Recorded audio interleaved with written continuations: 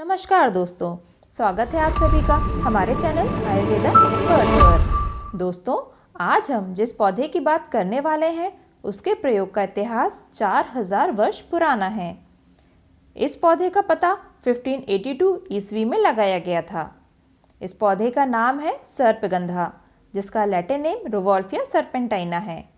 इस पौधे का नाम सर्पगंधा इसलिए पड़ा है क्योंकि प्राचीन काल में विशेष तौर पर इसका उपयोग सांप के काटने के उपचार में विषनाशक के रूप में किया जाता था। एक कथा के अनुसार कोबरा सांप से युद्ध के पूर्व नेवला सर्पगंधा की पत्तियों को चूसकर ताकत प्राप्त करता है, जिससे उस पर सांप का असर न हो। दूसरी कथा के अनुसार सांप के काटने पर सर्पगंधा की ताजा पिसी हुई पत्तियों को पांव के तलवे के नीचे लगाने से आराम मिलता है। एक अन्य कथा के अनुसार अगर पागल व्यक्ति या जो मानसिक बीमारी से ग्रस्त है वह सर्पगंधा की जड़ों का उपयोग करता है तो उसका पागलपन या मानसिक विकार ठीक हो जाता है। इसी कारण से सर्पगंधा को पागलपन की दवा के नाम से भी जाना जाता है। लेकिन इन सब के ऊपर एक बात है कि सर्पगंधा हाई ब्लड प्रेशर की रामबाण औषध है। यह उच्च रक्तचाप को ठीक कर सकती है। जिन्हें नींद नहीं आती है उन्हें सर्पगंधा का सेवन करना चाहिए। महिलाओं के मासिक चक्र की परेशानी में भी इसका उपयोग लाभदायी होता है। सर्पगंधा के औषधीय गुण मुख्यतः इसकी जड़ों में पाए जाते हैं। जड़ों में एजामेलिन, सर्पेंटाइन, रेसापिरिन नाम के एल्कलॉइड होते हैं जो इसके कार्यकारी तत्व होते हैं। सर्पगंधा का हमेशा हरा भरा रहने वाला पौधा 1 से 3 फीट तक ऊंचा होता है। इसके तने से 3 से 4 पत्ते एक साथ निकलते हैं। पत्ती 3 से 7 इंच लंबी, भाले या लेंस के आकार की होती है, जिसका डंठल थोड़ा बड़ा होता है। पत्तियां ऊपर की ओर गहरे हरे रंग की तथा नीचे हल्के हरे रंग की होती हैं।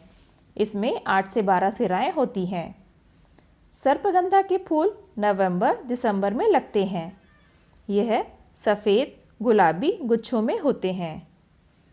इसके फल छोटे, मांसल तथा 1 या 2 में जुड़े हुए होते हैं।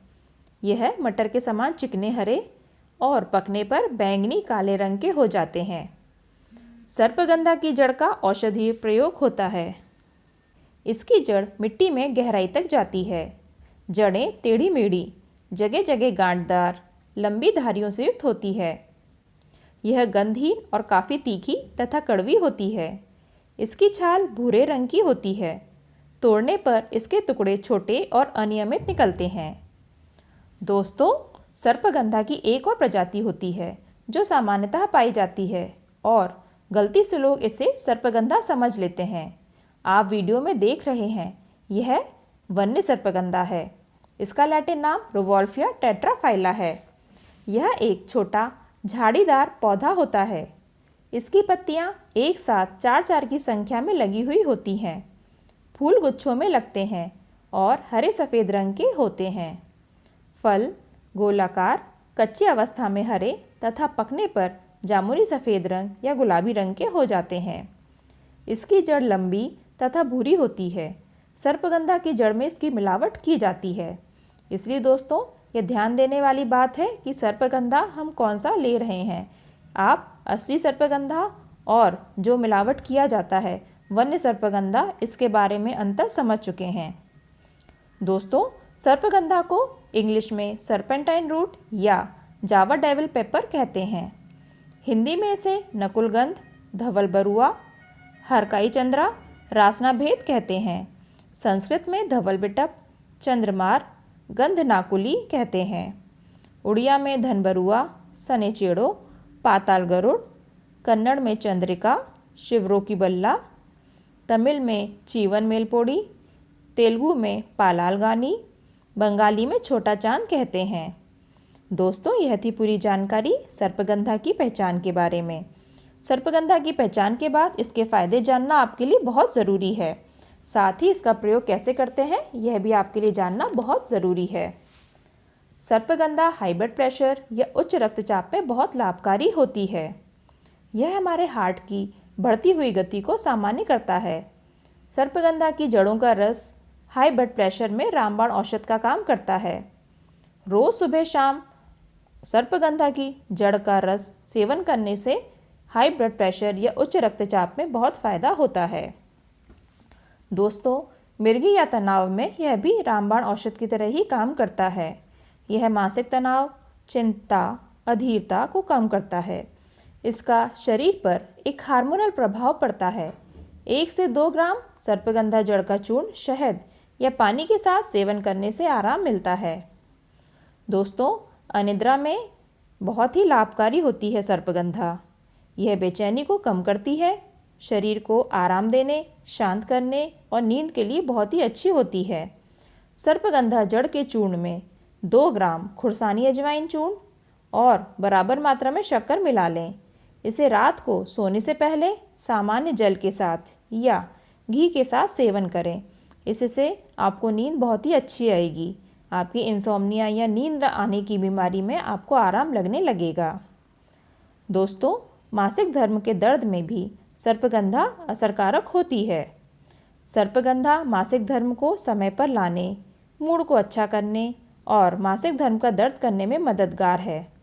इसके लिए सर्पगंधा के सूखे फल के चूर्ण को काली मिर्च तथा अदरक के साथ पीस लें और इसका सेवन करें।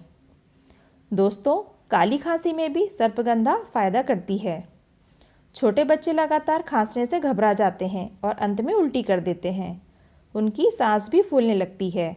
ऐसे में 500 मिलीग्राम सर्पगंधा की जड़ का चूर्ण शहद से सेवन करने से लाभ होता है। दोस्तों, पेचिश में भी सर्पगंधा बहुत ही फ़ायदा करती है। मरोड़ के साथ साथ मल आने पर या पेट दर्द में या फिर आंव के साथ दस्त में 10 से 30 ml कुटच के काढ़े में 500 मिलीग्राम सर्पगंधा चूर्ण मिला लें। इसे लेने से काफ़ी आराम होता है। दोस्तों, यह थी पूरी जानकारी सर्पगंधा के फ़ायदे के बारे में। इसका उपयोग करते समय हमें कुछ सावधानियां ज़रूर रखनी चाहिए, जैसे गर्भवती, स्तनपान करने वाली महिला, छोटे बच्चों को सर्पगंधा का सेवन नहीं करना चाहिए। अधिक मात्रा में इसके सेवन से पेट में जलन, उल्टी, नाक से रक्त बहना जैसी समस्याएं हो सकती हैं। सर्पगंधा की मात्रा जानना बहुत ज़रूरी है, इसलिए चिकित्सक की परामर्श में सेवन करें। दोस्तों, यह थी पूरी जानकारी सर्पगंधा के बारे में।